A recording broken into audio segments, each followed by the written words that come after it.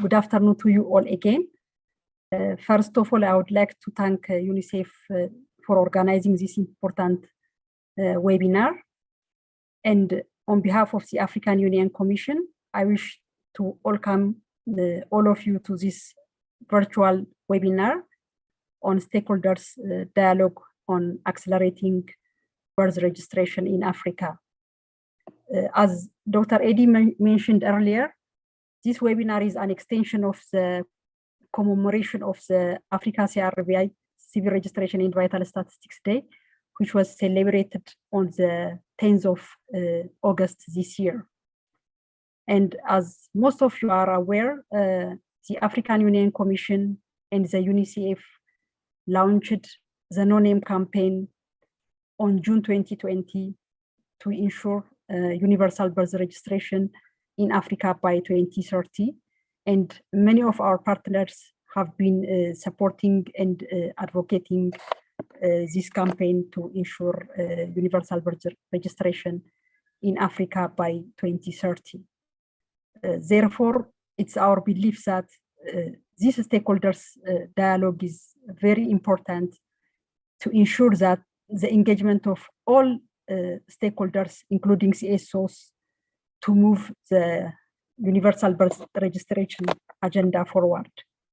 And I would like to use this opportunity to reaffirm the AUC commitment to the CRVS agenda and the No Name campaign.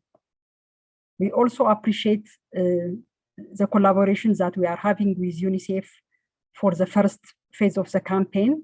And we also welcome the opportunity to move to the next phase together with UNICEF and also all other stakeholders. I would also like to stress that we will welcome the partnership with the CSOs to take the universal birth registration agenda forward together with all our partners. Before I conclude, I would like to inform this meeting that the African Union Commission, in collaboration with the ECA and the overall CRVS core group, is organizing the 6th Conference of African Ministers responsible for civil registration from 24 to 28 October 2022 this year in Addis Ababa and in Ethiopia, Ethiopia. And it's my hope that all of you who are gathered here will be part of this conference. I wish you fruitful deliberation and I thank you.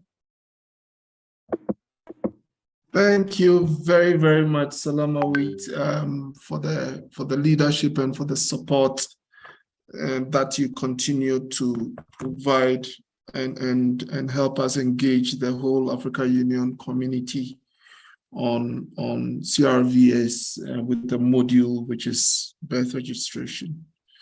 Thanks, Salamawit. So now it's my pleasure to invite Damon Wamara Kamisi to say a few words. Damon, it's good to see you. The floor is yours, Damon.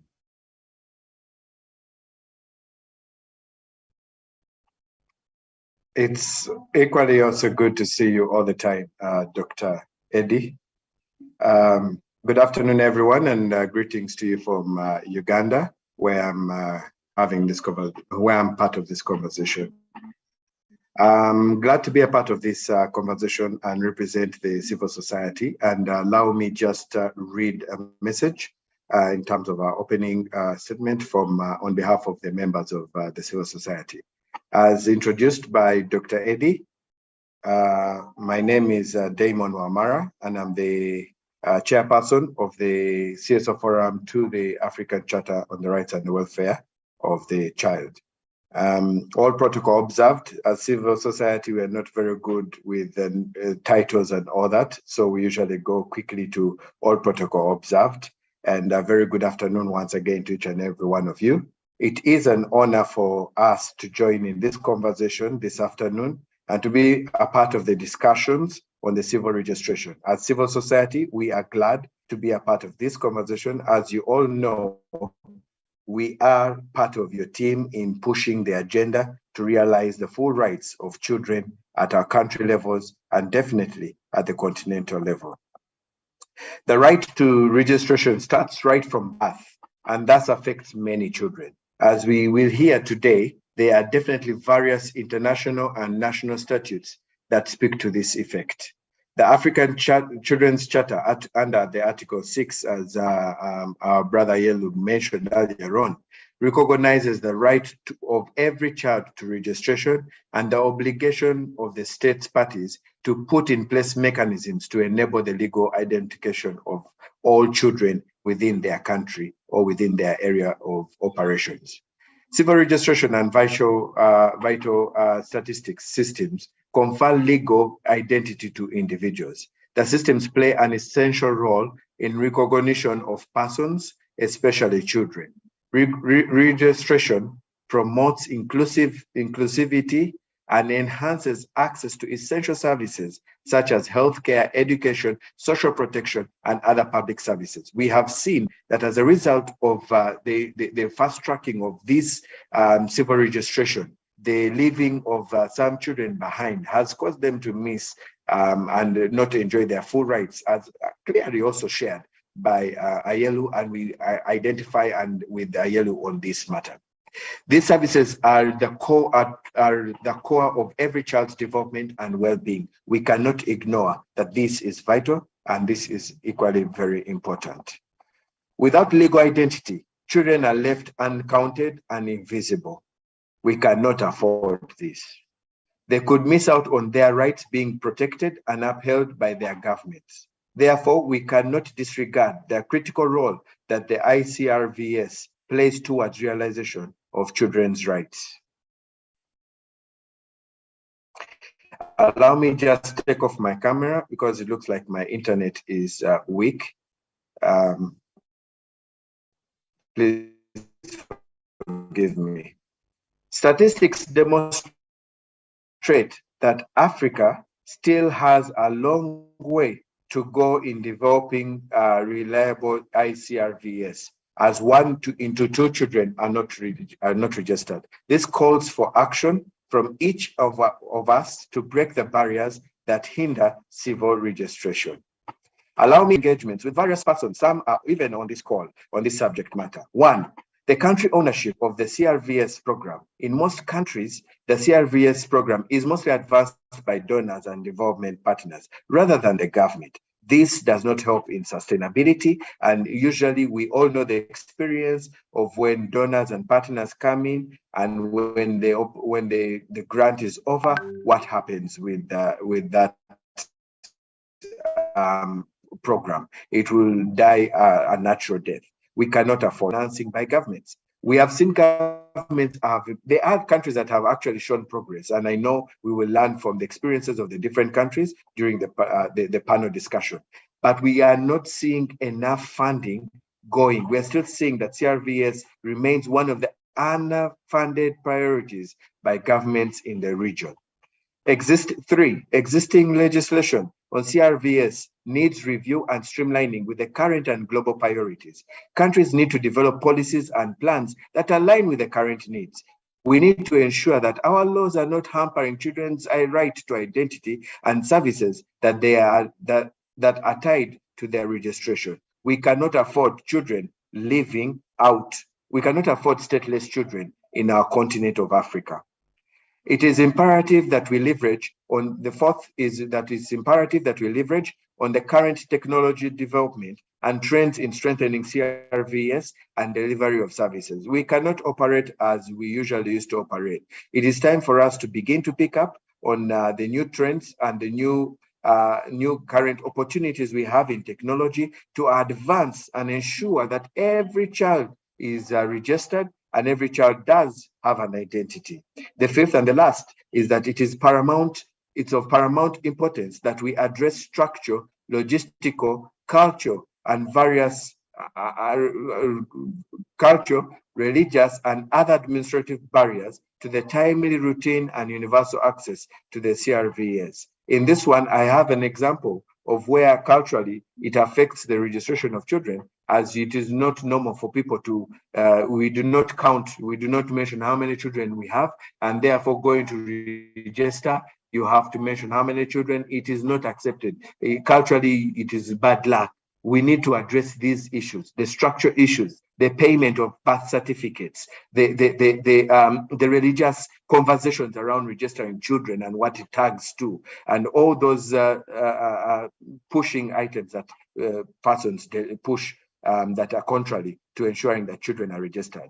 In today's webinar, I join other stakeholders, or we join other stakeholders as a civil society, as we call for the commitment of governments in taking leadership and ownership in strengthening of the civil registration and the vital statistics system.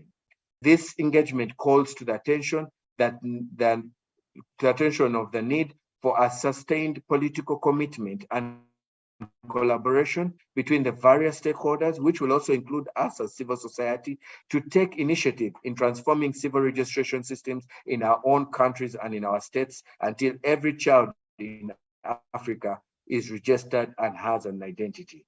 As a CSO forum, we look forward to a productive discussion on our role towards building these systems. We welcome collaboration with all relevant stakeholders towards ensuring that every child in Africa is visible and counted, so as to enjoy their rights of protection and benefits afforded by having a legal identity and a proof of existence. We commit to identifying key issues and rally the same to our partners to ensure that we promote the CRVS in our respective countries. The CSO Forum is there to exist for the rights of the children, and we are for the children of Africa, and we also are behind leaving no child behind. Thank you very much on behalf of the civil society of the African Charter on the Rights and the Welfare of Children. Thank you, Dr. Eddie, back to you. Thank you very much, Damon. And thank you for highlighting some of the conditions that constrain civil registration and birth registration in particular, including country ownership through to cultural issues, financing, etc., reinforcing some of the things that earlier speakers had articulated, but more importantly, moving us into the space for action and committing civil society organization to help take forward this agenda. Together we can bend the curve on civil registration. So ladies and gentlemen, with that, we have come to the end of the first part of our conversation, which is the opening. It's now my pleasure to usher us into the scene setting session. We would have two presentations, one from one of the champions and the main driver of the CRVS agenda, Mr. William Muhawava. William, thank you very much for making it once again, and it's now my pleasure to invite you to take the floor. William, the floor is yours. Okay, thank you so much, colleagues at UNICEF, Eddie, Jeff T, Cicely, and the others. It's always a pleasure to actually collaborate and convey, the information about civil registration, what we are doing, and where we need to take civil registration in the next decade. Let me also thank civil society, which is one of the groups which we have not been actively working with, but from the two presentations of Ailu and Damon, it clearly demonstrates that we actually have the same agenda, and we can leverage on the advantages of each of us, because we are actually looking at the issue of legal identity from birth to death. Although in this particular webinar, we will look at the starter of it, which is actually the birth. Let me just say we are glad that we are expanding the constituency of CRVS stakeholders on the continent by including civil society. And this is an interesting development. And I should actually be very honest with you that one of the things which we have been avoiding, because civil society, we have always viewed it as actually antagonistic. But from the way which we are now looking at things, civil society can be a friend, can help us to achieve our objectives, so long there's a good understanding of what the two groups do, that is the development partners, the governments, and civil societies can do. I've been asked to talk about two issues, which is the Africa CRVS Day and the Conference of Ministers. It is very hard to do justice to it in a space of about 5 to 6 minutes, but I hope this will be the start of engagements with this group. I think you are a very essential group which we can leverage on and walk together the path. So the Africa CRVS Day, which is the first component, is a Pan-African initiative established under the resolution of the Third Secondary Ordinary Session of the African Union held in 2018 to steer advocacy. And I want to actually underline the word advocacy there. The CRVS Day is an advocacy day. So today also see it as an advocacy day, where we are actually, looking at how can we get the message of civil registration, especially out there. We know that the civil registration systems are deemed a development in that imperative for the African continent, as outlined in the African Agenda 2063, the blueprint and master plan for Africa's transformation agenda. So it's even in our Agenda 2063, the one which is pertinent to the continent. Civil registration is actually mentioned there. So you can actually see how important it is being taken on the continent. Civil registration is the official recording of occurrences and characteristics of important events in the lifetime of an individual.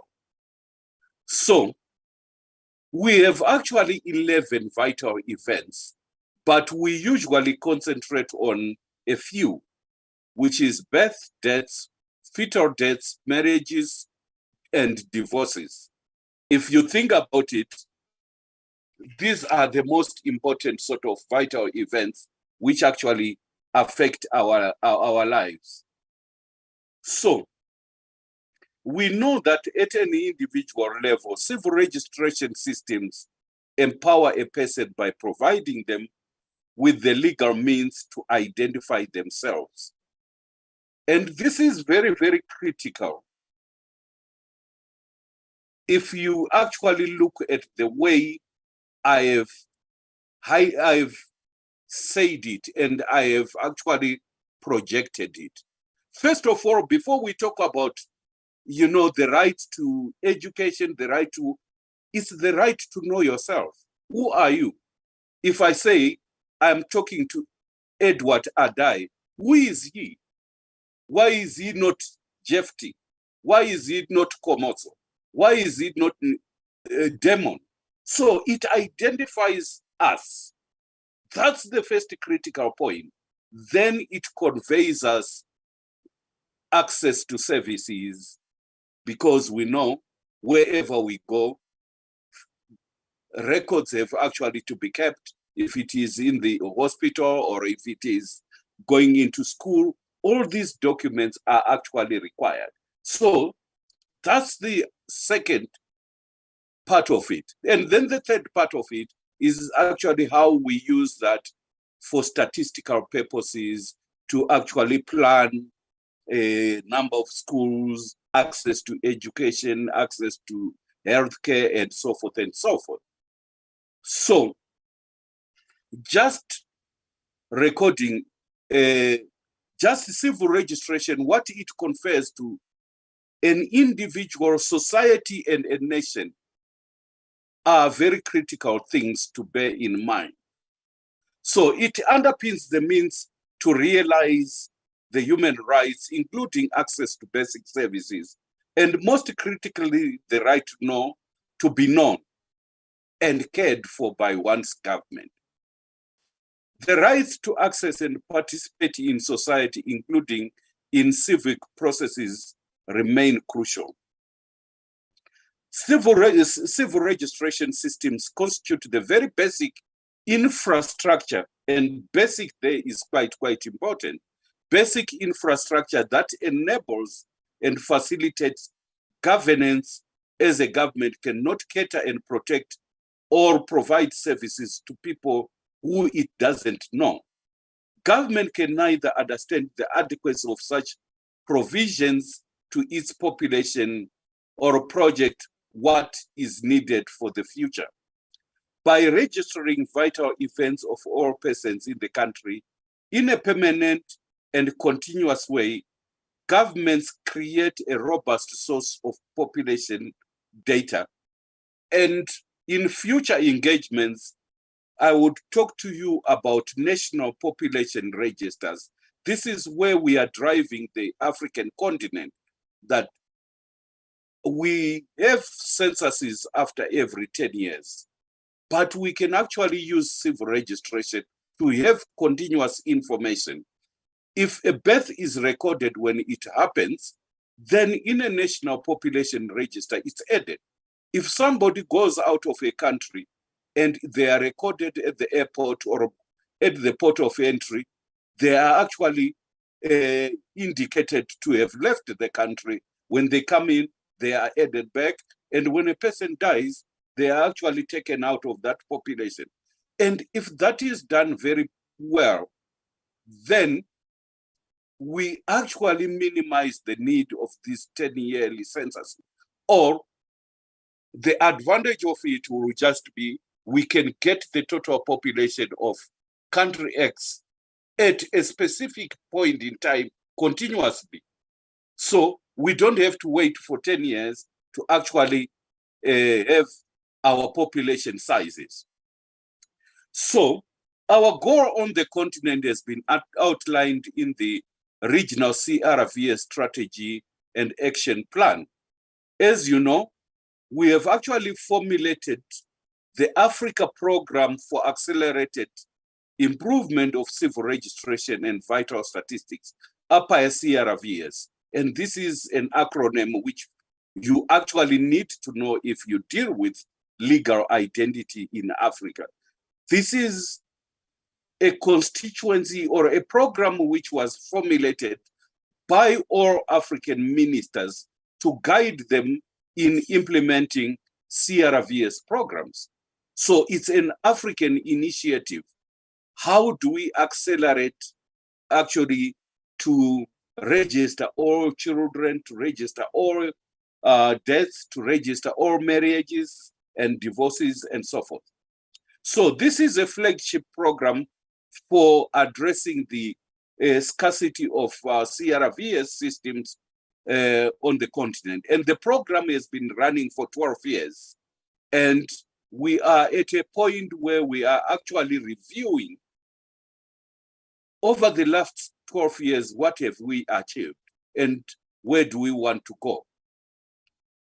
So under this program, I'm pleased to note that we have achieved quite considerable milestones. The program has enabled us to raise the profile of CRVS system on the continent. We have managed to do programs in almost every country. That's why we actually have a continental, initiative to reach all the African countries. And we are using the same standards. what is pertaining in Egypt is what we are promoting in Somalia. It's what we are promoting in Eritrea. It's what we are promoting in Cameroon and so forth. Then secondly, we have built technical skills and capacities among CRVS staff on the continent that enable them to work effectively and deliver on their work. So this is a highly sensitive and specialized field. So what we have actually done is to come up with training programs which are offered to those who deal with civil registration. Because if you think about it, nobody graduates with a degree called civil registration. So people go into these registration offices, some from law, some from sociology, some from mathematics, some from computer science, and learn on the job. That's also one of the issues with civil registration. People learn on the job. So we have now said, no, we need to standardize the way people who are employed in this field operate. So we are actually bringing in standards to make sure that the standards, if they are applied in Rwanda, they are also applied in Somalia, in Sudan, and so forth, so that it becomes a regulated. You deal with children, you know how things can be sensitive, you know, and all those kind of things. So we also to take it that even this field need to be protected. Then the second issue I've been requested to talk about is the 6th Conference of African Ministers, which was mentioned by my colleague Salama Wet. We are having that on the 24th to the 28th under the theme, A Decade into Upper CRVS, reflecting on progress and accelerating efforts towards 2030 through transformed system. I think one of the colleagues, I think it might have been Damon, or both Damon and Ariu, who spoke about transformation. And we are actually having a very big program in terms of how do we transform civil registration systems on the African continent.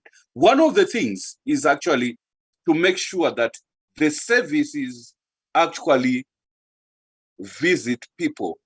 Our services for civil registration have been so static. A child is born in a hospital, then we wait for that mother to actually come and register at the civil registration office. Yet that record could even have been done at the hospital. Then in these modern days, the birth certificate can actually be sent to the mother.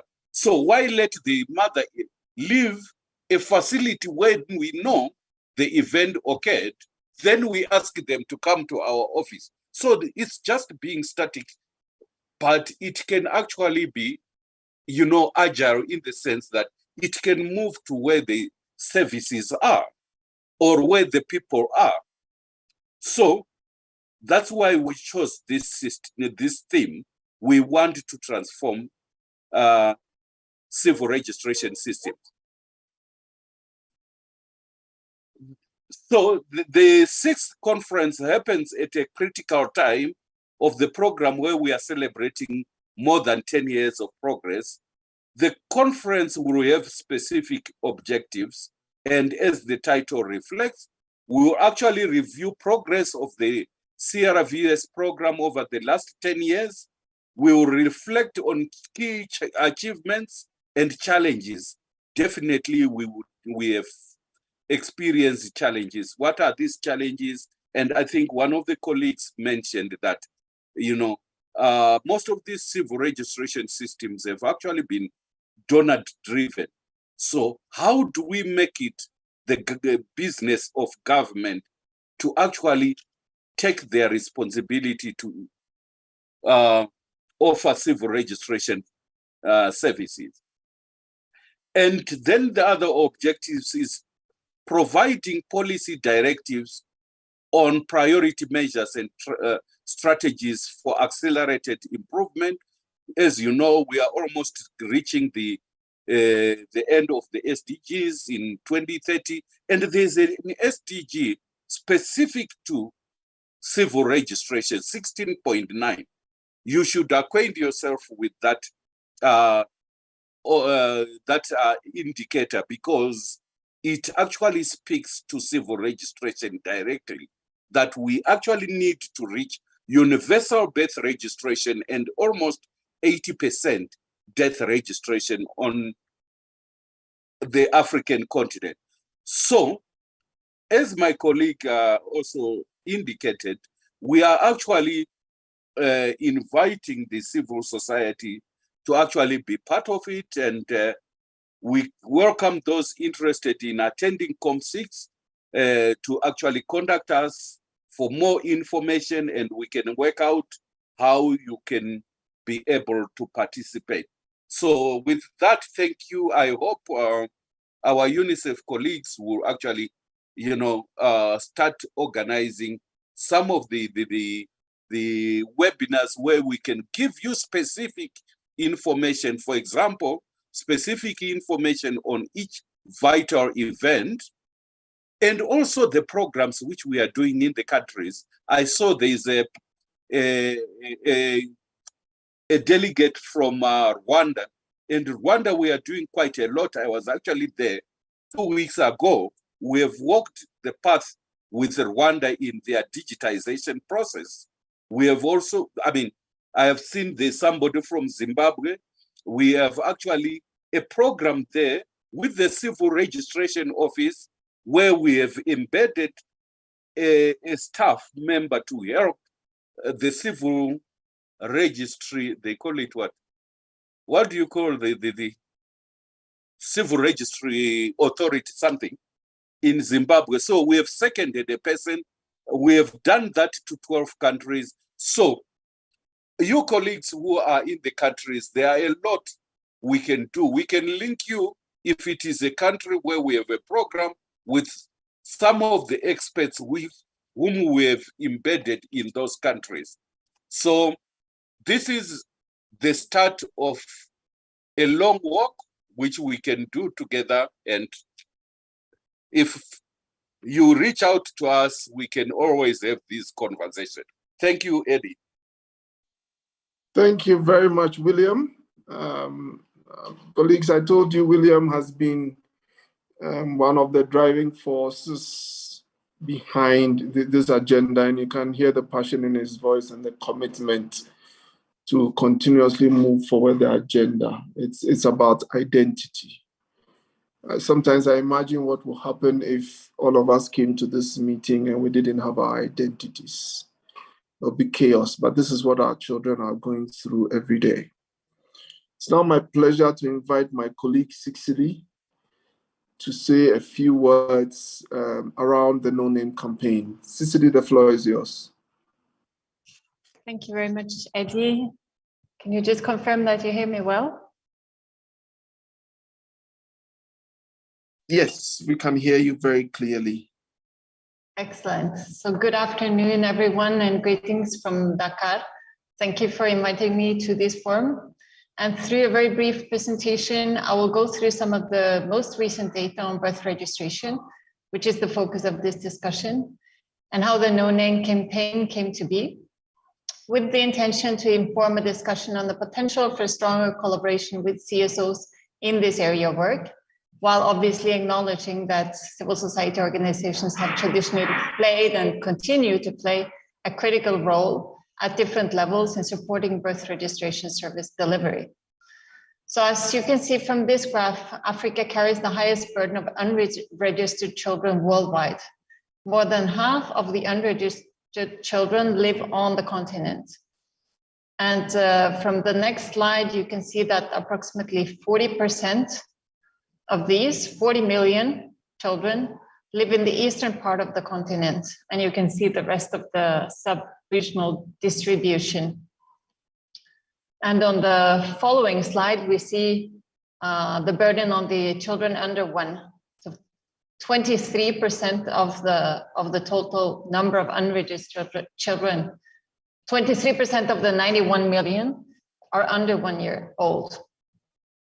Just for your information, we are preparing a more nuanced analysis of these data for the upcoming Conference of Ministers. On the next slide, you will see a graph that shows the difference between birth registration coverage when compared to institutional delivery rates and BCG vaccination. And these are critical services for newborns. So obviously it illustrates the potential that has already been highlighted by previous interventions, the potential for linking birth registration with other services. And the potential for linkage with immunization is particularly clear, while actually the initial focus has been very much on maternity wards. But given the high rate of children that are born outside of hospital facilities that are often caught through vaccination campaigns, this is another element of interoperability that needs to be further explored, and it's being tested in some countries. So the No Name campaign was launched by the African Union with support from UNICEF in 2020 at the onset of COVID-19, with the intention to mobilize renewed commitment for universal birth registration in this very particular context, that at the same time threatened to set the whole continent back in its efforts towards achievement of SDG 16.9. The campaign puts forward evidence-based and game-changing interventions for governments to consider as they accelerate efforts. First of all, birth registration and the issuance of the birth certificate needs to be entirely free of charge. If you can just move to the next slide, please. Secondly, governments are encouraged to gradually digitize their CRVS systems while keeping a manual backup mechanism to account for possible electricity cuts and lack of connection. Again, interoperability is put forward as one of the critical solutions to bringing birth registration closer to the communities, coupled with a proactive approach to ensure total and full decentralization to the most remote locations, even including in cases of emergencies. So if you can just, move to the following slide, please. One more. So the image that you see here is taken from a guidance that was issued last year by UNICEF and WHO that addresses birth and death registration with different entry points. The example here again on birth registration, where you see the possibility of linkage with hospital maternity wards. The work also in extension through community health workers that have access to communities. And then the third entry point here being again the immunization, both routine services and campaigns. So this can all be explored more in detail through this guidance that I referred to. Back to the data again. The graph that we see here shows the continent as a whole, that the continent has made an increase of 6 percentage points since around 2000. That is a notable increase, but not at all the rate of progress that is needed to reach our goal for 2030. And when you look again, following the next slide, when factoring in demographic growth, the total number of unregistered children will actually increase unless progress is accelerated. So we have the data, but we also know that there is an opportunity, as referenced by Mr. Assefa already and my colleague William. We know what is working, and we have observed that by integrating birth registration civil service delivery to other services that have a higher level of decentralization, this picture could change. And this entails work with health, with immunization, but also with education and social protection services. And critical, as was pointed out also by Mr. Assefa, not to use these services to penalize families where children are not registered, but to use them as an opportunity to increase civil registration coverage. this has really proven effective also outside of this continent, in countries like Brazil, for example, when walking the last mile. So CSO have a critical role to play in supporting this major task. And for this to happen, first of all, it's important for civil society organizations to be actively integrated to coordination mechanisms at all levels, including the continental ones. But very importantly, supporting such mechanisms in their functionality at local levels to prevent a fragmented approach. Secondly, civil society organizations play a critical role in advocating and supporting integrated service delivery. And the third point that I'm highlighting here is, given the strong presence at community level, civil society organizations can support social dialogue around these issues, although we do recognize that the major bottleneck is around the supply of services.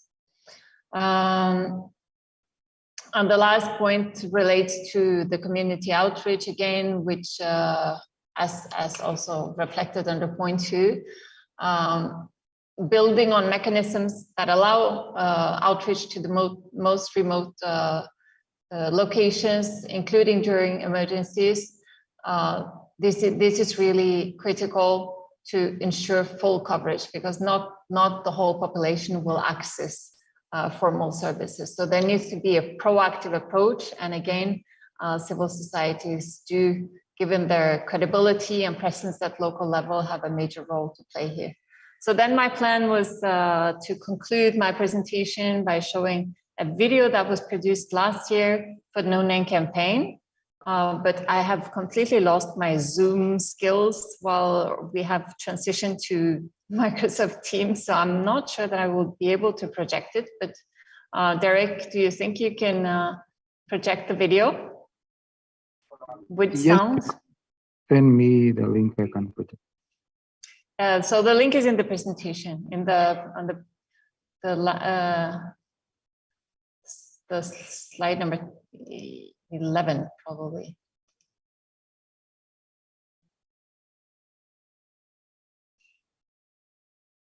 You got the link? Yes, I'm opening it and I'm sharing shortly. Excellent, thank you so much. Derek, let me propose that we play the video before the closing to allow all the technical elements to be sorted out in between, if that's okay with you, Cecilia. Of course, no problem. Excellent.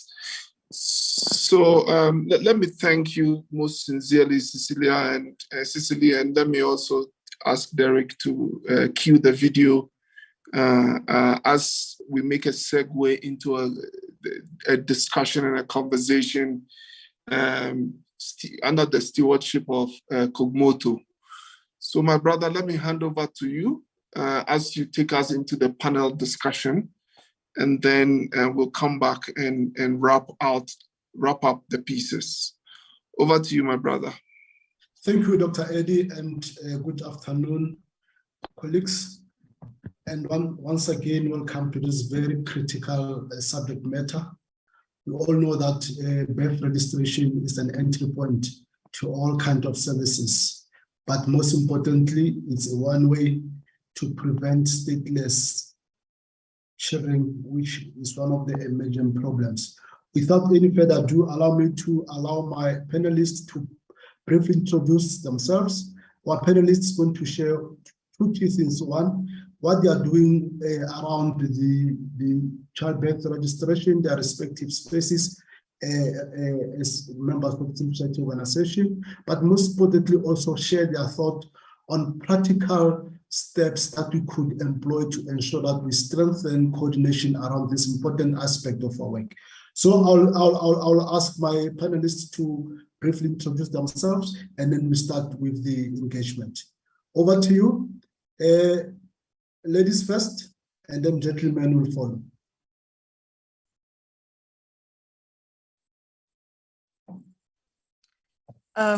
Thank you so much, Kumutso.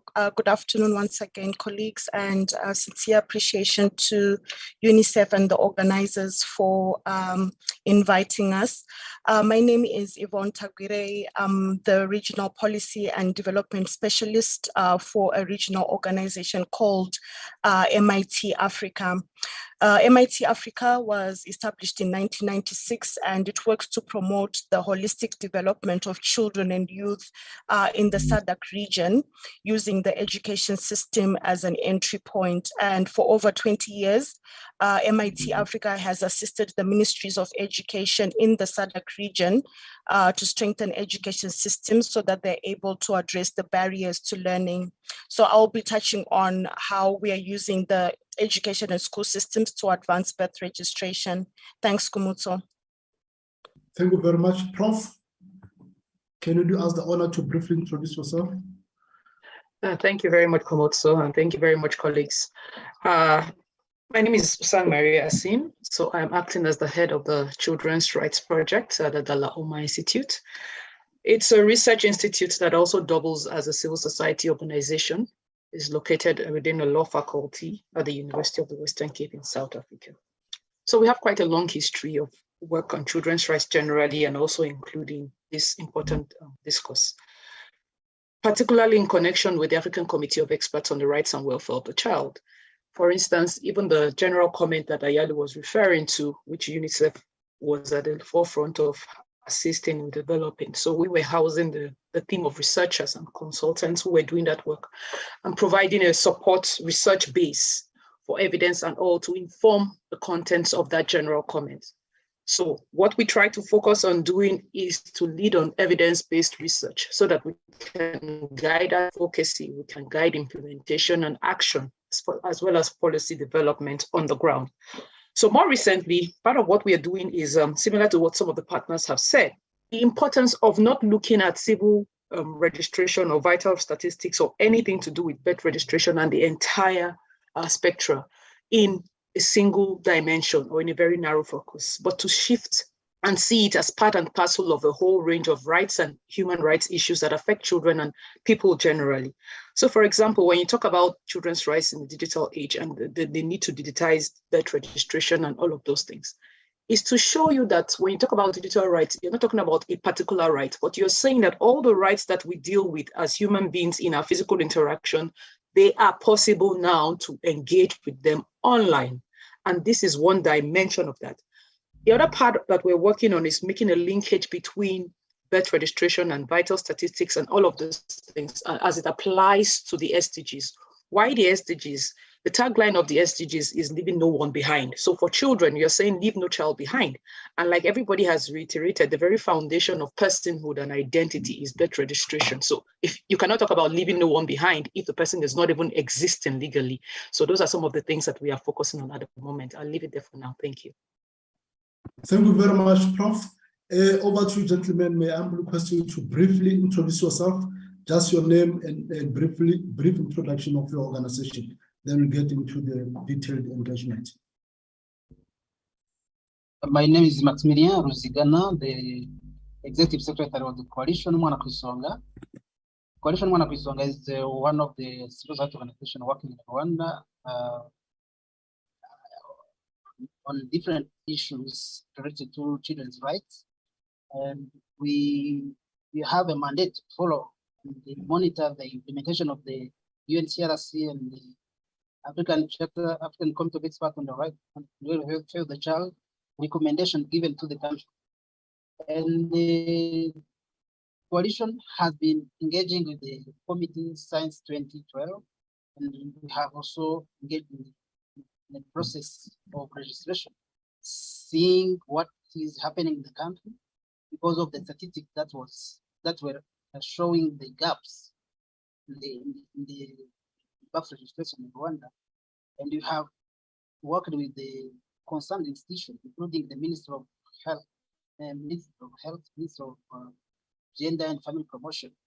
This is why we have also engaged with the committee to say that we have to change. Now you have started to observe the change happening in the country, as Ayero have said, and also our expert, William, there is a change since 2018 because the laws and policies regarding the registration process have changed, but also there is some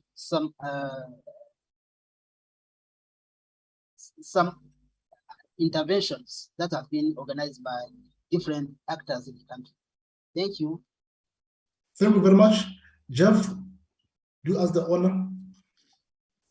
Yes, good afternoon, colleagues. I'm Jeff Mvondo. I'm the Policy and Advocacy Specialist for UNICEF Office to the African Union. Our office engages the African Union Commission and its specialized institution to position children issues in the AU agenda. And we've been engaging specifically the Commission for the past 3 to 4 years on the birth registration, specifically pushing the No Name campaign. I will talk briefly on what we've done there and how we see it, how we see that engagement moving forward. Thank you. Thank you very much. As we start off, honorable panelists, could you please share with us what the work that we've been doing around birth registrations? What are the key highlights and what are the key lessons that we can take into this discourse? Prof, if you can go ahead, and then Yvonne will follow. Next, then Jeff will conclude with you on this question. All right, thank you very much. Yes. All right, okay, I'll try to be brief. So first of all, again, going back to the issue of seeing birth registration and civil registration, the whole vital statistics debate or discussion as a part of a whole spectrum, and seeing it as the foundation for which all children's rights, will be, implemented. So you must see it not just as a once-off, but what does it lead to? What is the ripple effect, and how does it continue to apply to other domains of the child's life until adulthood? So that's why I was making the linkage between civil registration and the SDGs, for example. Another reason why we're making the linkage is because the goal that we have with this platform and the work of UNICEF is to see a difference in the statistics that have been presented to us today by 2030 to see a change. So we have to be able to link it, similar to the way we are talking about linking birth registration to issues of preventing infant mortality. For instance, your immunization and the vaccinations. You must also link this issue to other existing programs, such as the SDGs, so that it's easier to sell to state parties, to make them see exactly where their role is and how it benefits them beyond just looking at it as one individual piece of information. I'll leave it there for now. Thank you. Thank you very much. Very key, important lesson, ensuring that we integrate the birth registration into existing programs so that we don't isolate it. I think that's a very good takeaway point. Yvonne, over to you. Thank you so much, Kumoto. And just to take off from where Professor Maria left, for us as MIT Africa, we recognize that birth registration is a critical tool for effective protection from lack of access to education, child labor, child marriage, and access to other essential services, as previously mentioned by other speakers. So when we talk about birth registration, it also is very critical when we are trying to determine age, particularly when we are dealing with children in contact with the law. And this is more or less when we are addressing child justice matters. But what really was very critical in Cecile's presentation was the value of integrated service delivery. And at MIT Africa, we are using the schools as centers of learning and support, where we are seeing that through schools, we can actually work with the ministries of education, ministries of home affairs, ministries of social development to actually establish national mobile registration exercises for civic documentation. So quite recently in Zimbabwe and Zambia, we have supported what we call service bazaars in conjunction with these relevant ministries to really support these integrated service delivery models. So if there's a grade 3 who doesn't have a birth certificate, up to a grade 7 who might need access to sexual reproductive health rights or any issues around HIV testing, we are ensuring that once a child is accessing a social protection or a social cash transfer, they also are able to really receive access around birth registration. We also realize that there's a critical role that health facilities play. And at MIT Africa, we are also promoting school health linkages, where birth registration drives are conducted for young learners at immunization centers. And we've been working very closely with both the Ministries of Education and Ministries of Health in the SADC region. What is also critical is the whole of life cycle that we reached out to. And we are also seeing that there's an increased number of teenage pregnancies. And we are seeing that a lot of our SADC member states have also promulgated back to school or re-entry policies for young mothers and adolescent mothers or pregnant girls. And as part of supporting the birth registration agenda for adolescent girls, we've also used these health school linkages to ensure that once a pregnant teen has given birth, they can then also access birth registration as a precursor for them to re-enter formal education. So this is what we are doing at national level, but it's very important to also highlight the role of regional economic communities in policy formulation and in standardization of birth registration systems. And at MIT Africa, we've also worked with the SADC Secretariat to develop what is called the Care for Support Teaching and Learning Framework that has been endorsed by all the 16 SADC member states. And out of those 12 pillars, one is access to basic services, where the school entry system, as Ayelu was saying, should not be used as an inhibitor to accessing birth registration. Rather, it should be used as one of the access to services where children can be registered. So as you can see, Kumutso, we've really tried to ensure that from regional level up to national level, we have some integrated service delivery models. Just a quick one in terms of lessons learned. We've seen the transformational role of digitalization of universal birth registration. However, in the same instance, we've also seen the barriers to access when we talk about digitization, especially for poorly resourced communities and those living in rural areas. So we should be able to really bring this to the fore when we are talking about the No Name campaign. Decentralization of birth registration has also accelerated uptake of communities in the SADC region that is bringing the birth registration closer to communities, closer to the people. And one thing that we've also seen out of our work with MIT Africa is the role traditional leaders and community leaders play in rallying up people at these community level integrated service bazaars to ensure that they access all the services they need. So I'll stop there and hand over to you. Thanks.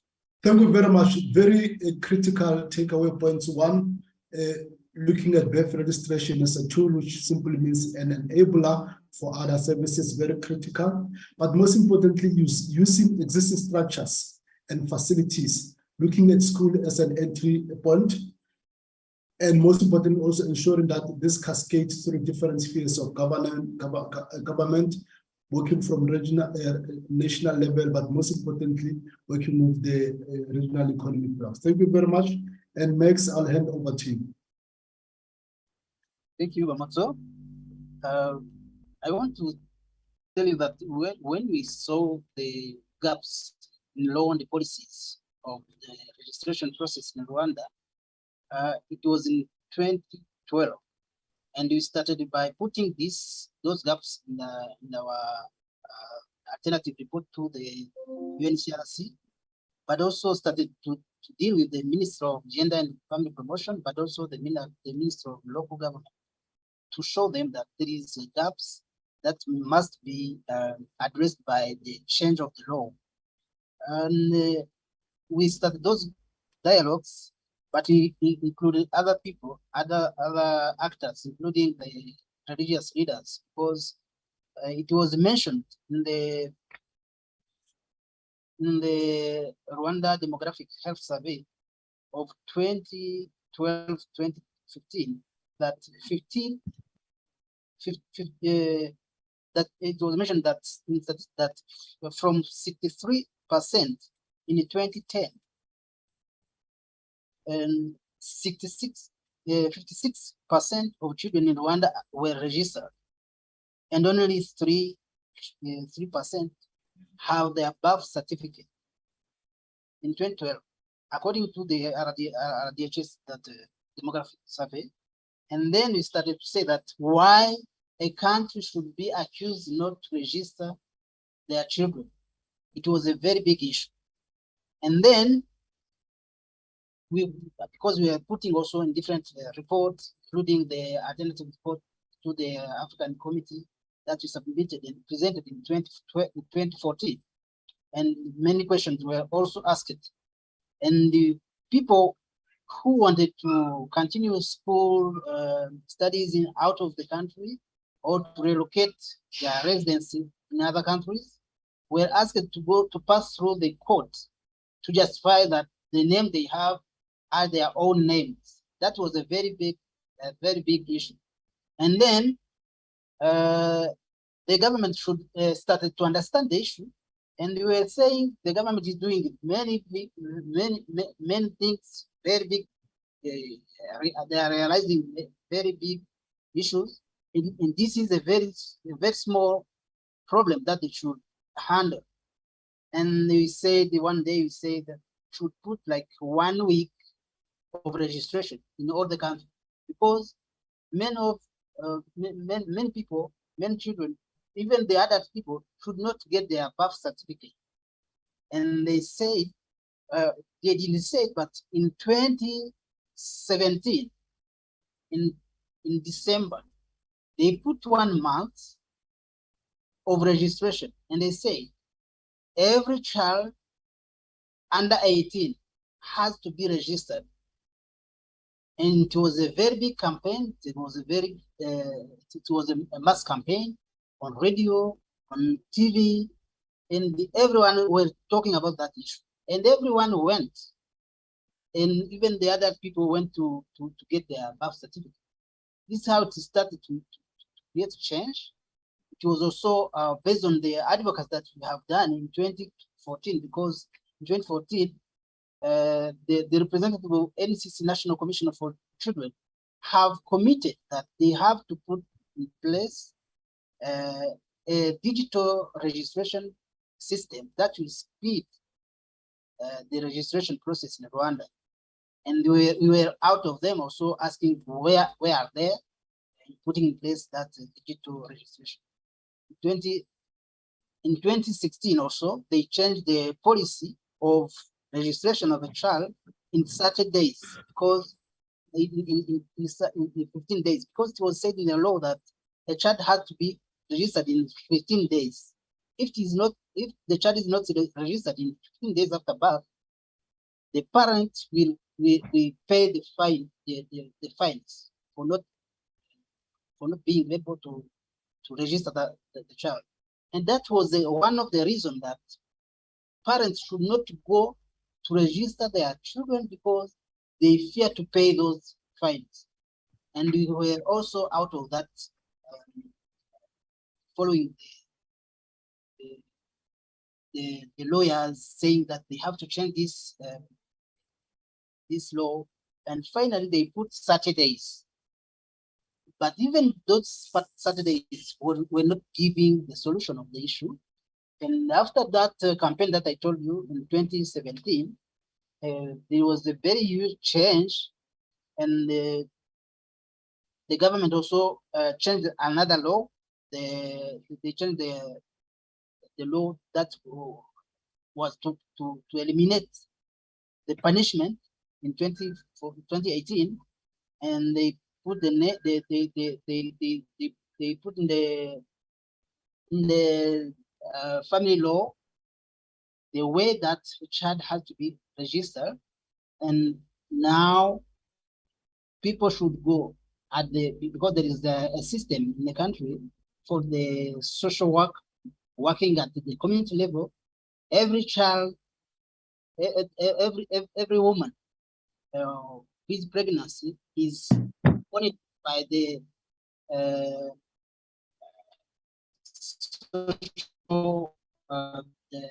social health work. They know that there is in a community, there is in a village, a woman pregnant who will give birth in 1 or 2 months, and they are followed. And as the new digital registration has started also at the health facilities, at hospital and health centers, today they are registered. The problem that we are still having is the registration in the local administration records at the sector level, because there is a linkage between the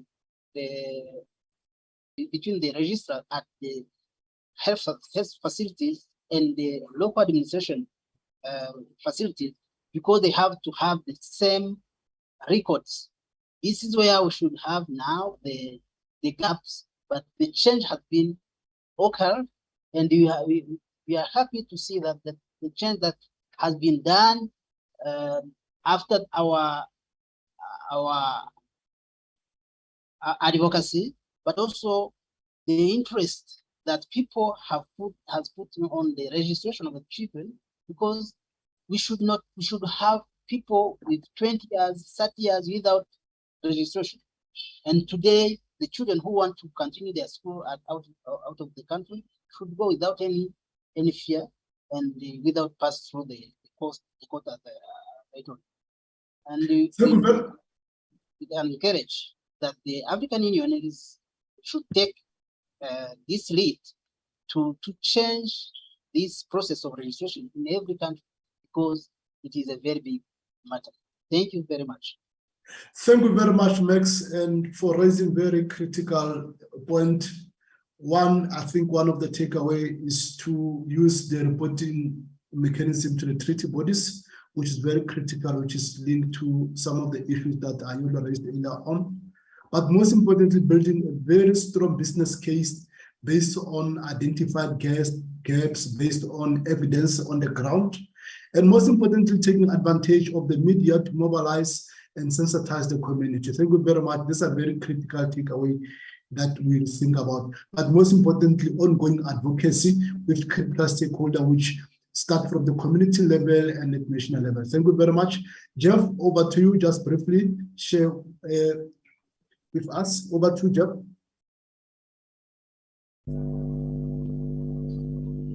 Okay, thank you, colleagues. I'll be brief. Colleagues, I think what is interesting from what we are hearing is that there is a strong link between, the need to advocate for birth registration and also to demonstrate that children need access to services. I think one thing that we did was to through the No Name campaign was to really bring the issue of birth registration at the level of the AU as a critical development issue.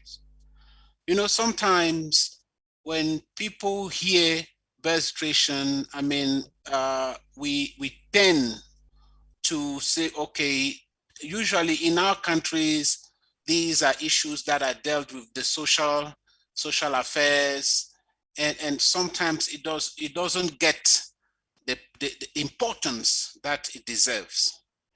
One thing that we did, and which we did very well, and thanks to the support from our colleague here, Salamawit and others, is to bring the Department of Economy, and at the time, I think they were called, they've changed name now, the Department of Economic Affairs at the time to really see the critical importance of birth registration as the beginning of development statistics.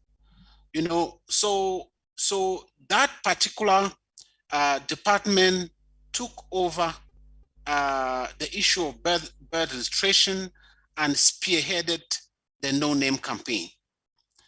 So, and we went to the point to get the department push for the creation of a subcommittee on civil registration as part of the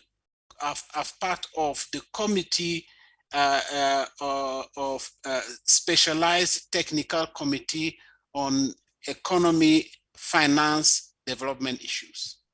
So that particular committee, the Conference of Ministers of Economy and Finance, has now a subcommittee that deals with issues related to civil registration. And we think that for us, it was a great achievement of the No Name campaign. So we worked with that department to also identify 10 countries who we called champion countries to champion the issues of birth registration, of course, through the No Name campaign. So where we sit, we see that, yes, I mean, there are many activities that are being carried out by organizations in countries. I think what we are gaining through the No Name campaign is the political support behind the issue. And we have to build on that political support to accelerate the actual registration of children. And I think what we want to achieve through this engagement is that the momentum that we've created through the political support needs to be a continuous momentum. We actually now have the support to develop a continental strategy for the achievement of universal birth registration. That process is ongoing. So we think that maybe by next year, we will have a blueprint spearheaded by the African Union Commission on how the continent has to achieve universal birth registration by the year 2030. So it will not just be a burden at the level of countries, but we have succeeded to make it a political agenda at the level of the continent. So, colleagues, I will say that for us, what we need to do now is to find a way to create synergies amongst our various interventions, so that synergies, we keep the pressure on our political leaders at the country level and also at the continental level through the various forums that we have. One of these forums is what Ayala talked about, the African Committee. If all of us can work together, we will support the African Committee to continuously advocate for change of laws in countries, and we are certain that in the next years to come, there are great chances for us to reach universal birth registration. Let me stop here. Thank you. Thank you very much, Jeff. You touched on a number of critical issues. One being ensuring that we employ a multi-sectoral approach working with different stakeholders, but most importantly, investing on value addition, ensuring that we demonstrate beyond any reasonable doubt that birth registration has a direct impact on the continent's socio-economic development. That's very critical. Even at national level, when you advocate, you need to demonstrate the value addition of birth registration so that it's not seen as something that is sitting there. But most importantly, generation of political will and commitment at all levels, because without political will and commitment, it becomes practically impossible to drive this agenda. But above all, for us to join hands as a collective, join resources, and to work for a common cause. Thank you very much. Colleagues, I'm very conscious of time, and in the best interest of time, may I humbly request you now to, one, reflect on two issues. Based on the work that we've been doing, what do you think are the key barriers to realize universal access to birth registration in the continent? And also, how do you think we can strengthen coordination to ensure that we all come together to put this common agenda? Prof, if you can lead us in terms of that. Share all right, thank you very much. The key barriers, but most importantly, how can we strengthen coordination to drive this agenda? All right, I'll try my best to be brief. I'm also conscious of our time.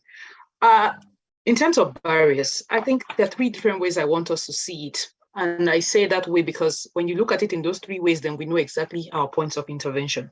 First, there is need for a mindset change. And by mindset change, I mean across the continent, our leadership, political leadership, all leadership at every level. Why do I say that?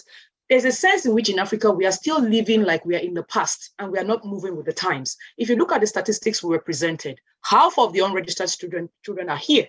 That already tells you that how backward we are in terms of our thinking about these issues. We still live in those days where the government just says it, or it's a business of some parent, some grandmother, some nurse, some doctor, whoever, but they're not seeing it as a national issue and as a governmental issue because they have not seen the linkage between birth registration, vital statistics, and economic development, as well as sustainable development, like other colleagues have mentioned. So that is a major barrier that we need to overcome, by making them see that it is not optional, it is an obligation.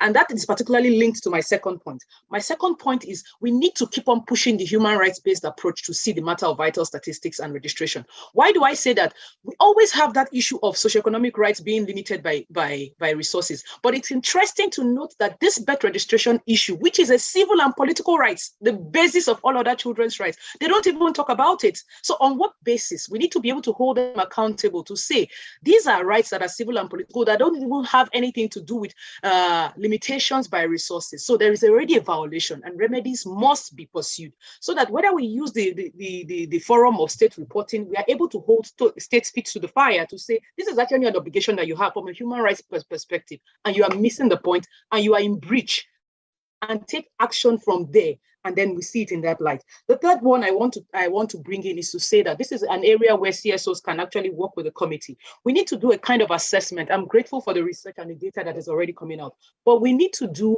an intelligent assessment of the features of the right and where the barriers are in terms of each feature in every country across the continent, because then we can talk about interventions and recommendations for specific countries, whether it's Rwanda, whether it's Kenya, whether it's Nigeria, South Africa, where have you. And what are those key features? Is it universal in any country? And what do we mean? Do you also think about children in rural areas, like Yvonne was saying? How about children with disabilities? How about children in conflict with the law? Is it really universal, covering all the children that are concerned in every state? Two, is it free? Is it really free? The same way we talk about free basic education. Is it really free as the law and the recommendations say? Is it free? What are the barriers if it is not free? Even if it is late registration, we should have a system where you are not penalized because it is late registration, because the approach must be to make sure that everyone is registered rather than penalizing people when you find that they have not registered at a certain time that your law or policy dictated. So is this really free? We must assess that on a country by country basis. Accessibility. What are the barriers to accessibility? If the only places people can get registered are in the cities, what are you saying about those in rural areas who cannot do that? So how decentralized is it? Those are some of those points Yvonne was making. We need to be able to do a country by country assessment of all of those things.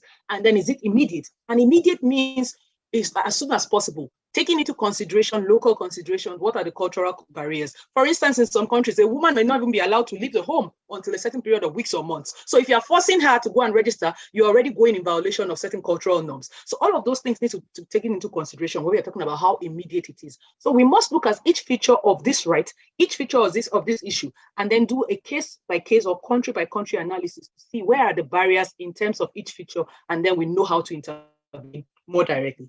On the second question, how do we best go about strengthening it?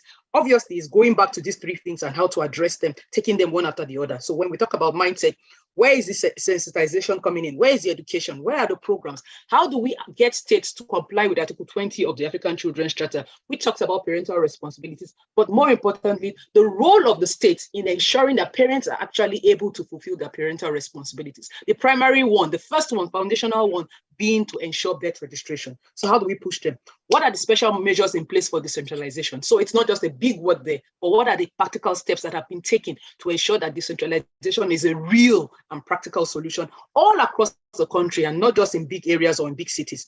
And then what are we doing to capacitate all those stakeholders who are involved? Not just the doctors, not just the nurses. How about local government authorities? How about traditional leaders? How about religious authorities? How about the different midwives, traditional birth attendants? Do they know? So that as the baby is coming, they are able to tell you this is one of the things that need to be done. The same way we know that immunization is important, vaccinations are important to sustain the life of the child. You include birth registration as an important element of that kind of education, so that from the moment the child begins to exist, all of the entire package of rights, starting with this most fundamental one that establishes identity, is taken into consideration.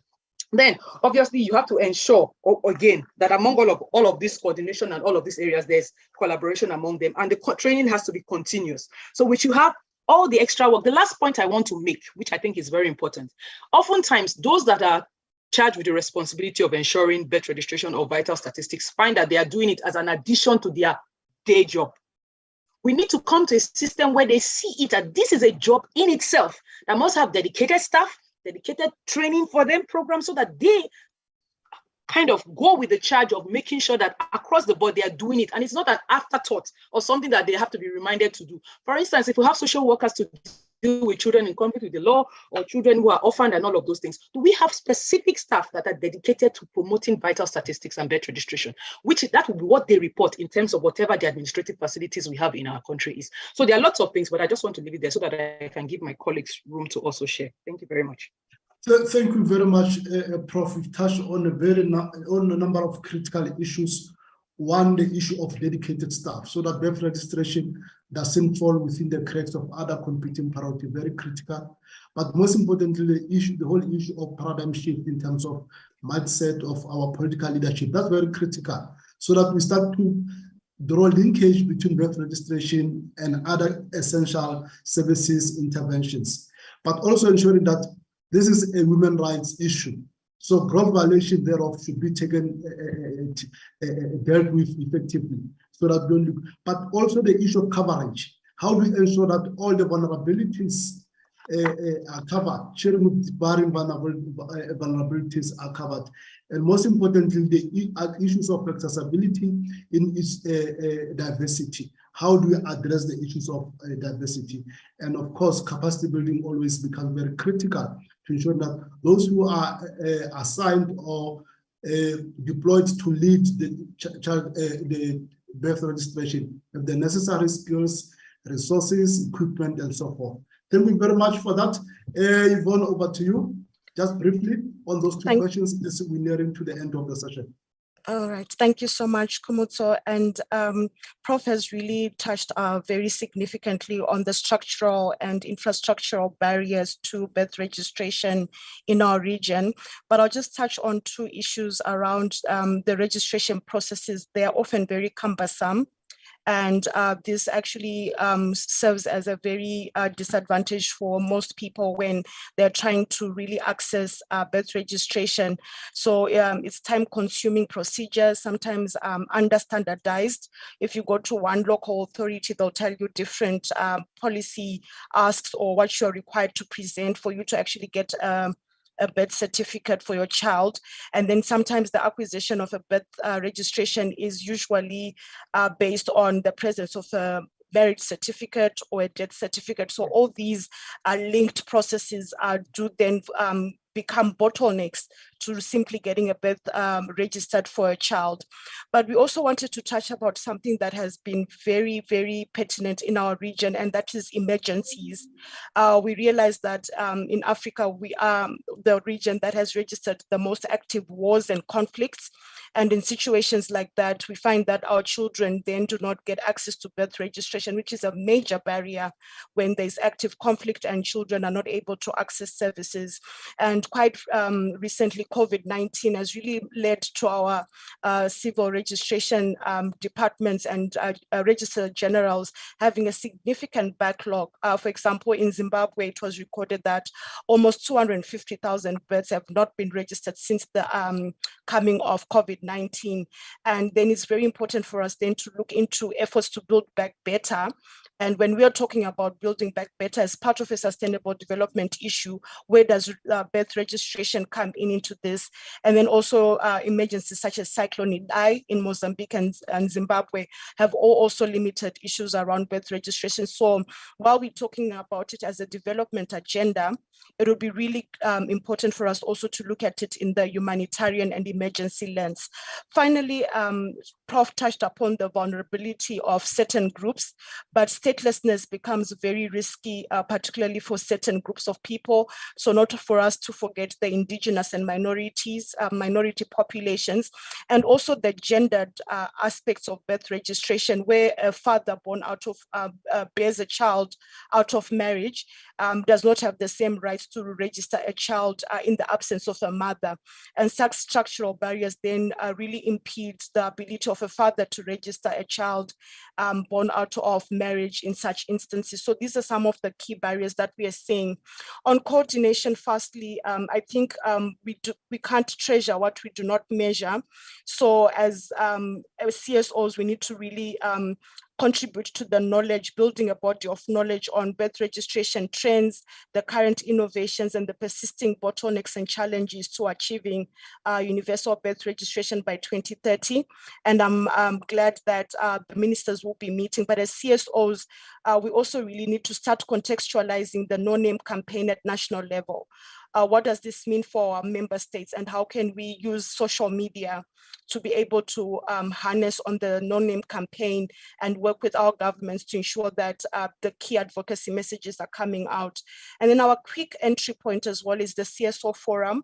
And we really appreciate Damon being on the call. And as we're working with the African Committee of Experts, the CSO Forum can also work with the regional networks to ensure that birth registration becomes an advocacy and evidence building agenda for the forum across all the 5 regions of the continent. And the KG, being cognizant of time, I submit. Yeah, thank you very much for valuable point. One of the barriers that we really need to think how to address is the whole issue of complicated processes, which make it very difficult for easy access to birth registration, which links to lack of penalization. Normally, there are different rules. Those are some of the critical issues that we need to deal with. Unnecessary bottlenecks that exist within our countries. And most importantly, to ensure that birth registration is integrated into emergency preparedness plan. What do you do if the emergency continue for over 3 years? What happens to those children who are born? And because the emergency and those uncomfortable situations make it fertile environment for more children. So we need to think about that and ensure that that is being integrated. But most importantly, ensuring that we build knowledge, we disseminate knowledge, we empower people. We create demand for birth registration across all levels. That it's a must. It's a must do. That demand is very important, and also ensuring that taking advantage of existing structures. The CSO forum operates at continental level. We've got the regional charter network and we've got national charter networks, which are made out of national sort of organization that work at the community. How do we strengthen that and work with other key stakeholders to ensure that we strengthen multi-sectoral team that can ensure that birth registration becomes a reality? Because without that, we are saying children want to have access to services, and some of them are running into the risk of being statelessness. Two gentlemen, our time is in your hand. We really appreciate you can be very brief so that we take 2 or 3 questions and then hand over to Dr. A. Thank you. Max, just briefly touch on the issues. If something is been covered, don't repeat what is there, just what you think has not been covered. Over. Yeah. Barriers and coordination. Yes. Thank you. I have to talk about the 4 barriers that I have observed. The first is the law and policies that must be friendly for birth registration in each country. Sometimes people do not analyze the existing laws and policies regarding the registration.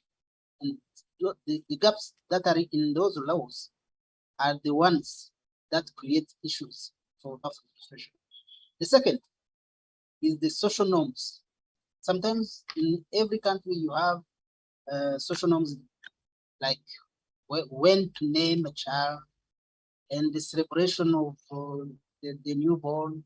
All those issues are sometimes barriers for registration, and it creates a situation that a child should not be registered.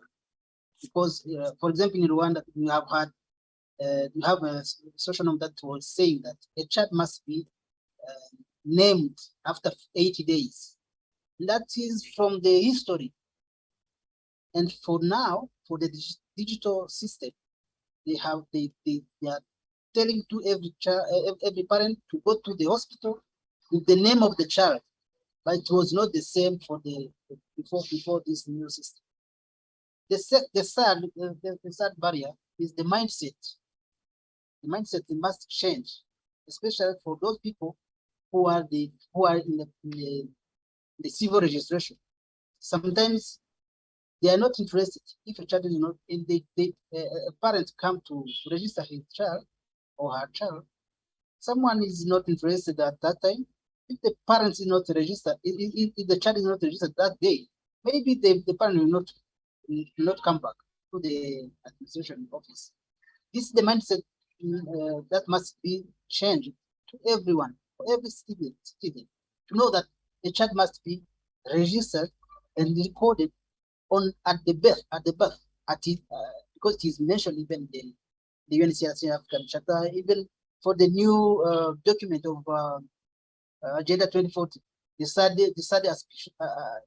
third aspiration. It is mentioned that every child must be recorded and registered, and all data regarding to that child must be also recorded. The last one that I want to mention is the payment.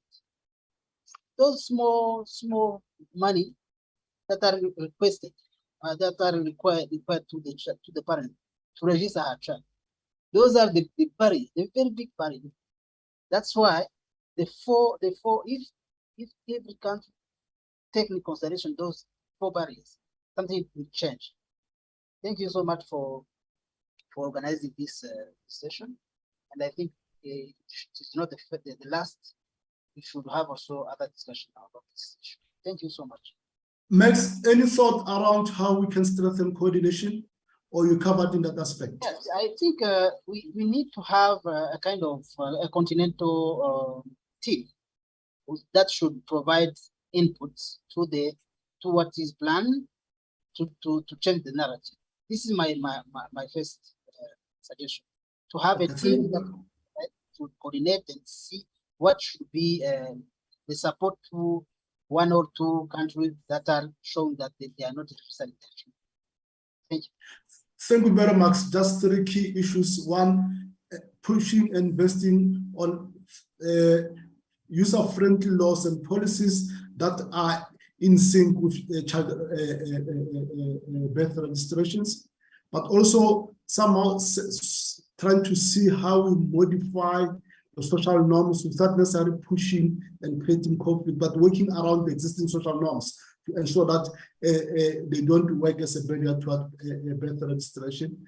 And also addressing the exclusion factor, the discriminatory factor, payment. What happens to those who can afford? Which means if I cannot afford, my child won't be registered.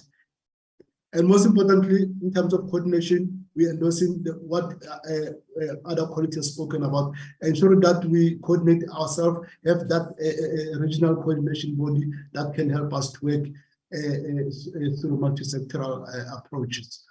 Jeff? I will just have one major barrier to mention. I will build on the fact that the good thing with the African Union is that when you have the political will of the continental institution, that opens door to take agenda forward. Unfortunately, the institution also need support. And I think on this particular agenda, the barrier is the capacity. We heard from William that this is not just, a sector where you are going to graduate from in school. You need people who carry this agenda. You need one body. And I think as a community, we need to be aware of the fact that if the African Union does not get the technical support that it requires to take this agenda forward, the political will can die in amongst so many other things that the continent has tried to do. So this is a strong point that we need to take. The commitment to achieve universal birth registration is there. We need to support the African Union to make it a reality. On the coordination, I would suggest that as a group, it's important to have a working group. Maybe my brother Max talks about the team, but a working group of civil society organizations on this specific issue. Maybe CRVS we can have in general.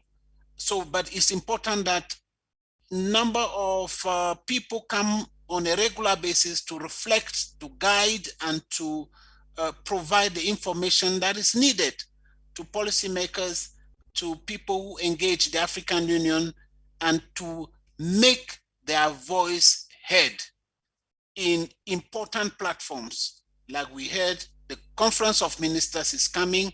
Normally, if we had a working group, maybe we will have something to go and say there on behalf of the other people. Otherwise, I think I support all the other things that colleagues mentioned. Thank you. Thank you, Jeff, for reminding us that we managed to secure the political will. So what we need to do is to nurture and support this political will through technical support. Bring all our resources and expertise to ensure that this political will and commitment does not die. And you are in agreement with other colleagues to say, let's organize ourselves. Let's organize ourselves and co-create the movement to realize universal registration, birth registration. I'm going to, Dr. Eddie, I'm going to take 3 hands, then hand over to you. Colleagues, any question, comment, response, and reaction? Very briefly, then I'll hand over to you.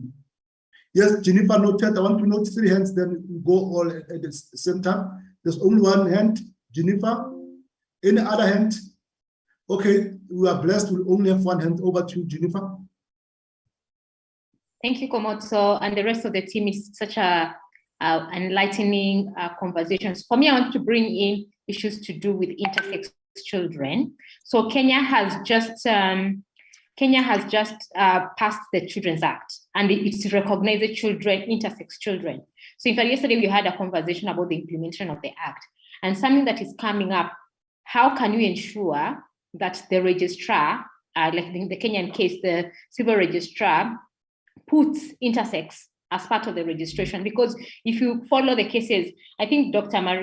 Maria was part of the research team, and Dr. Nkatha, who did the research, and they saw the challenges that children of intersex have later on in their life. Because if a child was born intersex and then their hormones play around and they were initially boys, and by the time they are in their teenhood, they become girls. So they have to change their names and everything. So when you're discussing about this issue of civil registration, I think it's also, as I know it looks very controversial, but please don't throw stones on me. I'm just talking about intersex, which is an ambiguous genitalia. You don't know if this child is a boy or a girl. So we need to start even at the AU level, starting to have this conversation, even at the country level. How do we start treating this? Okay, we already have a jurisprudence in Kenya of Kenya recognizing intersex children, and they're in law now. So even in the civil registration, as we're talking about with no names, because these kids for intersex, they don't have names. I have met several of them, and they tell you, I was this, but now I have boobs. So how can I be Samuel and I have boobs? I went, and how do I do? There's one who actually has not been able to get a national identity card, has not been given his university certificate because of the reason his look and his birth certificate don't go together. So when it comes to changing, what happens after that? Okay, thank you. So this is just a conversation that I need us to discuss about intersex children and birth registration. Thank you. Yeah, thank you very much, Jennifer, for that, sensitizing us that we need to raise broader awareness about intersex children, so that even when we develop the birth registration tools, we have that at the back of our mind. Because if it's not there, it's a form of discrimination. Colleagues, allow me to introduce myself. My name is Richard Pamuto Munsu. I'm the Regional Program Manager for KUNSA, a charity network for Southern Africa, which provides the Secretariat to CISO Forum. I felt that my introduction is less important than birth registration. Hence, I decided to do it at the end of the session. Thank you very much. Thank you, my panelists, for very informative and robust engagement. I think we've noted a number of critical action points, lessons learned, and also we build on some of the recommendations that we make. With this few words of mine, allow me to also thank you, all the participants, and then over to Dr. Eddie. And thanks for being generous, Dr. Eddie, with time. I know we have overstepped our time. Thank you, and back to you. Over. Thank you very much, Komoto. I hope I got it right this time. Got it right, yes. And thank you. And thank you to your panelists for a fascinating conversation. The panelists have and the earlier speakers have really brought substance to this particular issue and made it very exciting and palpable. But I feel energized to do more, and I hope you do too. So as we get into the final segment of our meeting, let me invite Ms. Isaba Koba to tell us to say a few words about what she has heard and what we should take home. Isaba, the floor is yours.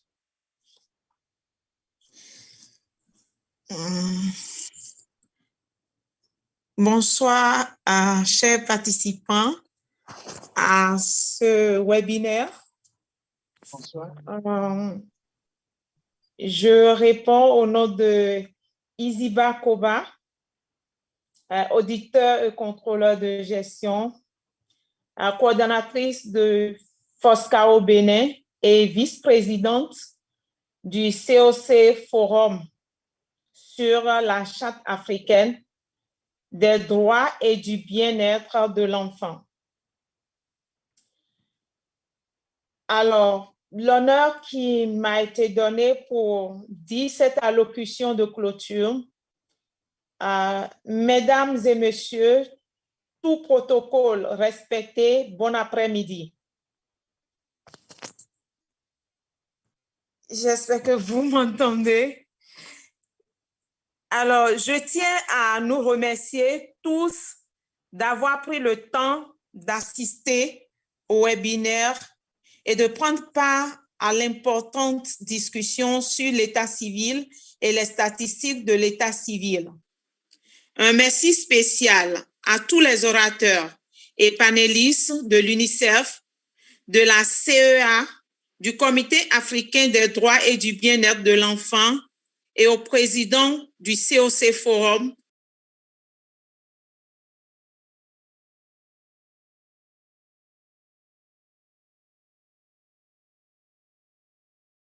ce qui a permis d'avoir une délibération riche et intéressante. La participation de tous nous a permis d'approfondir nos connaissances sur le sujet, ce qui s'avérerait extrêmement utile pour la suite de nos travaux.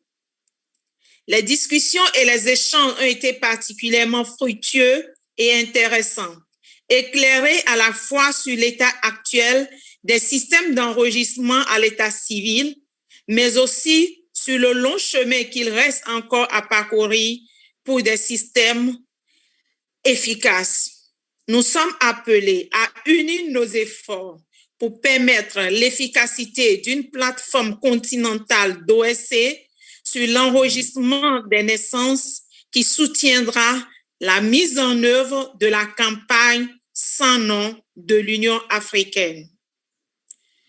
Au cours des délibérations, j'ai senti un réel désir chez toutes les participants et parties prenantes de travailler ensemble pour surmonter les défis auxquels nous sommes confrontés dans la région africaine sur les questions liées au CRVS. Nous nous félicitons de cette détermination car il est nécessaire de mener la transformation des systèmes d'état civil et d'accélérer l'amélioration de l'enregistrement des naissances en particulier. S'inscrire dans le développement durable, c'est aussi permettre à chacun, sans distinction, d'avoir une existence légale dès sa naissance. Réaliser l'éveil urgent des gouvernements à l'enregistrement des faits d'État et valoriser la coordination soutenue des efforts de chaque partie prenante pour atteindre les objectifs ici fixés. Je crois fermement que la campagne No Name révèle le défi de la transformation des systèmes d'enregistrement des faits d'état civil que de meilleurs progrès dans l'enregistrement des faits d'état civil en général. Alors que nous clôturons ce dialogue, je remercie tout particulièrement le bureau de l'UNICEF à l'Union africaine en collaboration avec le secrétariat de APAI CRVS à la CEA pour l'organisation de ce webinaire. Je nous exhorte tous à poursuivre la conversation au-delà de ces webinaires pour l'amélioration des sociétés grâce à un CRVS efficace. Je vous remercie. Thank you. Merci beaucoup, Madame Isida. I recognize that the interpretation had some problems, and I'll crave your indulgence and ask Mr. Mvemvundo to summarize what you said. I think the interpretation was not working, and colleagues were missing the important messages that you shared. So, Jeffrey, if it's okay, can you just give us a quick summary as Mr. Ayello prepares to say a few words to draw down the curtain? Jeffrey. Okay, thank you, Eddie. What Madam Isiba was saying is that she appreciates the contribution by all panelists and participants today. She observes that we exchanged on our practice in our various countries and organizations on how to improve birth registration, and she calls on all of us to continue engaging and working towards the improvement of birth registration. And she has also took note the fact that there was a request for the CSO forum to have a specific committee or working group on birth registration, and she's encouraging members of the CSO forum to find ways to implement that recommendation. And she is she's glad to have been part of this discussion, and she hopes that it will not be the last one. I think that's the substance of her intervention. Thank you. Thank you very much, Mr. Mvimvundo, for your generosity in helping us with the translation. So let me now invite Ayalo, Mr. Ayalo, to say a few words to try and draw down the curtain. Ayalo.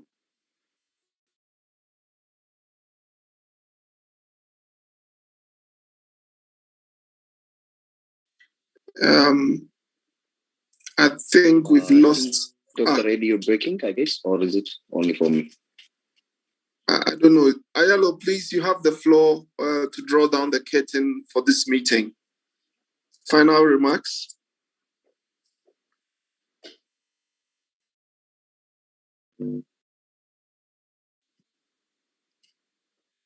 Ayalo, can you hear me? Yes, Dr. Eddie. I think I'm having a bit of a Wi-Fi problem. Let me just step out of the office. Can you hear me? Yes. Yes, we can hear you. All right. Thank you very much. Thank you very much, Dr. Eddie. Thank you, colleagues, for this very important session. I don't want to take much time. There are a number of things that we have shared and we have discussed. 3 issues from my side as take-home issues. 1, I think we need to realize that in all our responses, birth registration is first and foremost for children, and it's about children. If that's the case, in our responses, we need to apply a child rights-based approach to birth registration. What do I mean by that? We need to check and apply the 4 cardinal principles. So what is not for the best interest of the child, or if something discriminates against any child, it should not pass the test. So all the issues that we have discussed, for instance, issues related to children in rural areas, children in particular communities, children, intersex children and everything, it relates with issues related to discrimination, or if it's not for the best interest of the child, or it does not also ensure child participation, or it does not help their survival, life, and development. So I think applying those child rights principles and the cardinal principles in all our conversations would be very much crucial. That's one thing. Second, from the discussion, we can also realize that birth registration issues are continental in nature. The challenges are continental. It's not only for one country. It's not only for one region. It goes across all the regions of the African Union. So I think it's, Dr. Eddie, with your support and the support of all the CSOs represented here, it's time for us to push for the African Union to consider having one of its teams dedicated for, if not only for birth registration, but at least for CRBs in general, so that we can actually bring in the issue of birth registration properly. So this is a process. It's not something that, as you know, it's a highly political process. So it's not something that we can achieve like next year or the year after. But together we can actually sell this idea to our member states, to the policy organs of the African Union, so that sometime down the line, in the foreseeable future, that we have a team focusing on CRBs or birth registration in particular. And third and finally, this is on behalf of the Secretary, this is an invitation, as Jeff also indicated, to all of you here representing different organizations. Let's make the committee and all responsible on children's on birth registration issues at the African Union busy, So particularly, let's make the special rapporteur within the African Committee of Experts on birth registration busy, so that we can actually advance and push for better results on birth registration issues in Africa. Thank you very much, and over to you, Dr. Eddy. Thank you very much, Ayalo, and before you, Madam Isaba, and colleagues that have really engaged with this very important agenda in a very exciting way. And as I draw the curtain on the conversations, let me share 4 potential messages or action points for moving forward. The first is that we need to work together to make birth registration free, to ensure that it's integrated and interoperable with other systems, to ensure that it is decentralized and close to the people, and to ensure that it is digitized. That's the free IDD. So we need to work together, and the CSOs are very important in that landscape. Second is, let's convene around COM6. And for those of you who are interested, please reach out. You've been invited to COM6. Let's go to COM6 and push the agenda of free IDD. Third is to reiterate that the CSO forum would consider convening a special group, working group, a subgroup, to look at this issue and to help us drive the momentum around birth registration on the continent.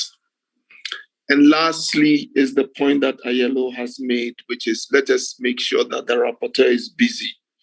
Let us work very closely with the committee to advance this important agenda, but more importantly, to explore the possibility of making it a continent-wide agenda and AU Theme of the Year or something close to it.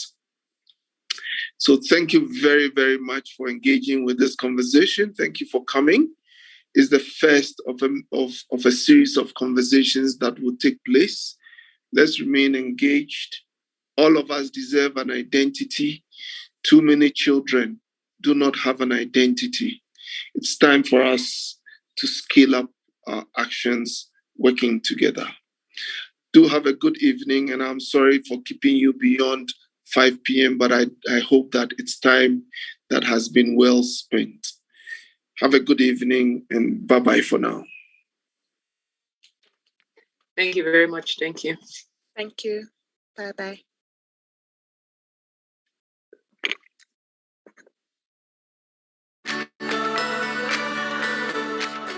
Omar was born a year ago in a small African village.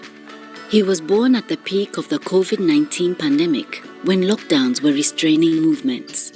Amira, his mother, had to give birth at home, but everything went well, and Omar is a healthy little boy. The family would soon grow once more. Baby Priscilla was born a year after Omar. Despite the ongoing pandemic, Priscilla's delivery took place in a health center. Due to lockdowns and reduced access to essential services, including birth registration, Priscilla could have become an invisible child. But the health center managed to adapt to the pandemic. Solid prevention measures made it a safe space. But it had more surprises up its sleeve. A few weeks later, the proud parents took Priscilla and Omar back to the health center for their routine immunization. Kamaria, a kind health worker, checked the children's vaccination certificates and realized they were not registered at birth. The parents explained that they wanted to register their children, but the civil registration service was 20 kilometers from their village and out of reach for them during the pandemic. But now, even without knowing, they came to the right place.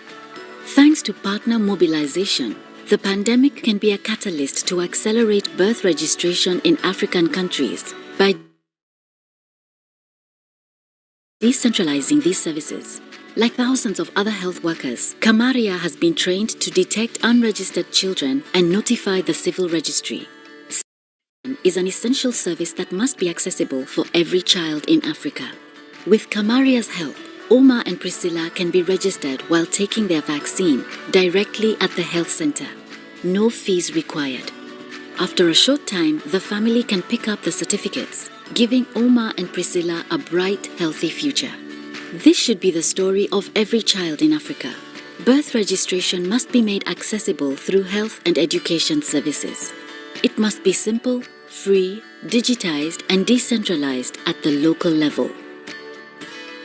The No Name campaign launched by the African Union and UNICEF in Africa in the storm of the COVID-19 intends to change the face of civil registration and to end the indignity of invisibility, leaving no child behind.